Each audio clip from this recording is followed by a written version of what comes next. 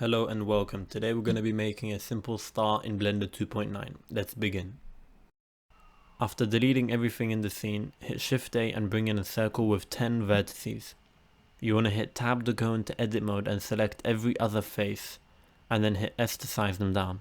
Select A and F to create a face, and then select 3 and E to extrude that face upwards. You want to add the bevel modifier as well as a subdivision surface modifier. Then you want to right click the star and shade it smooth. In the bevel modifier options you can alter the look of the star, but after that you're pretty much done. You can get to work on coloring it in, and by using an emission you can make the star glow. But yeah, I hope you guys enjoyed this video. I hope it was beneficial. I have a time lapse, or I'm going to have a time lapse up on my social media accounts, my TikTok and my Instagram, on how I went about making the thumbnail and the backdrop of the YouTube video.